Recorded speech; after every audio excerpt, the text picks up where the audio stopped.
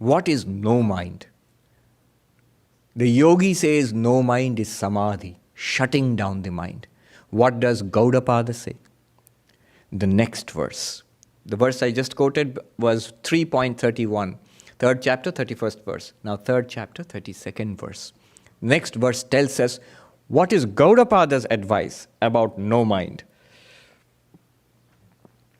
Atma satyanubodhena na sankalpayate yada amanastam tadayati grahya bhave tadagraham. What does it mean?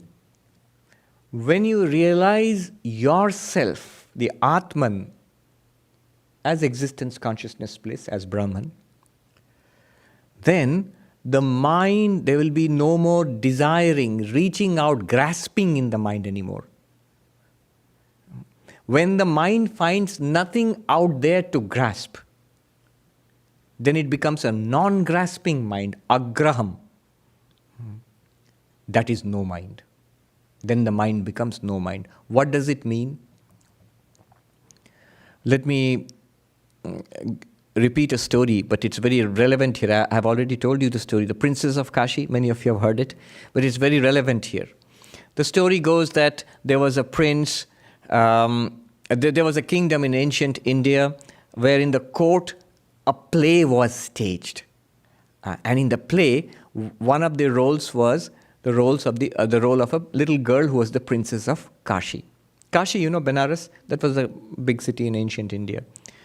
Now, they couldn't find a little girl to play the role, so the queen said, the prince can be dressed up. The prince was a little boy at that time, 5 years old, so he can be dressed up as a girl, as a princess, and he can be the Princess of Kashi. So they dressed up the prince as a princess, and the play was staged. And the boy looked so cute, the mother said, the queen said, make a painting. Today it would be so easy, just click, but selfie or something. But make a painting, and the court painter made a painting, a portrait of the boy dressed as the Princess of Kashi, and he titled it, named it the Princess of Kashi, dated it, and so on and so forth. 15 years passed. The prince was quite grown up, 20 years old now, doing all kinds of princely things. And then one day he was exploring the palace, and he goes into one of the old storage rooms underground, and he looks around the old stuff, and he discovers this old painting, wipes the dust off it, and sees the Princess of Kashi, and says, oh, she's about my age, look at the date, so she must be as old as me. And he falls in love with her, and he says, this is the princess I want to marry. Unless I marry this princess, I will never be happy in life again. A royal wedding recently. But he's shy, he can't tell his mother or his father, the king or the queen. And they notice something is wrong with their son because he is moping and he doesn't seem to be interested in anything anymore. Finally, a wise minister goes and asks him, what ails you, prince? You can confide in me. And the prince says, well, what can I tell you? I am in love. Very good. Who is she? Oh, she's the Princess of Kashi. Good, a princess. Perfect. That's very good. Where did you meet her? I haven't met her. I've seen her picture. A picture. Very good. Where is the picture? Well, it's down there. It's I'll show you. It's an old picture. It was painted when she was 5 years old. The date says many years ago, 15 years ago. Then the minister says, wait a minute, old picture and the Princess of Kashi. Can you take me to that picture? And the prince takes him down into that cellar and shows him the painting. And the minister sees that and tells the prince, you need to sit down for this. That is not the Princess of Kashi. So whoever she is, I'll marry her. No, prince. Many years ago, there was this drama staged, a play was staged in the court, and we needed to have a person who would play the Princess of Kashi, and we found you to be the perfect one to play the Princess of Kashi, so you are that thou art. Tattvamasi. And the prince sits down and, Now, what happens to the desire in the prince's mind? It is called in Sanskrit sankalpa. I want this. What happens to the desire? It disappears immediately. Why did it disappear? Because he could not fulfill it, because the princess of Kashi, it does not exist apart from him.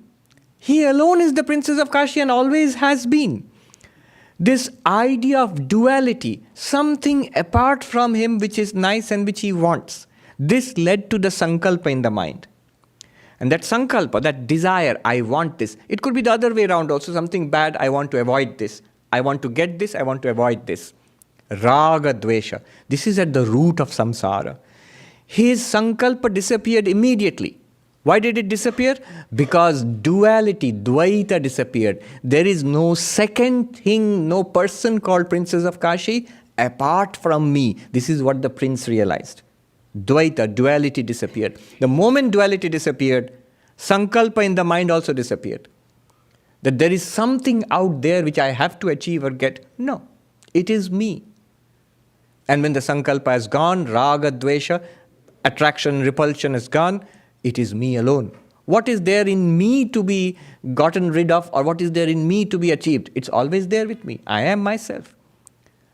So when the duality goes, merges back into the non-dual self, the sankalpa, it's a very beautiful story actually, it applies so directly to this.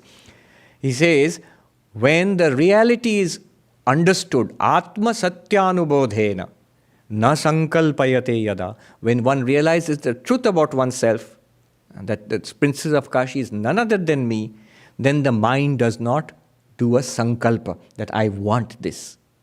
Why? Grahya bhave. Because there is no separate reality to grasp. Tadagraham, the mind becomes non-grasping. This non-grasping, ever-free mind, he says, amanastam tadayati. This is no mind.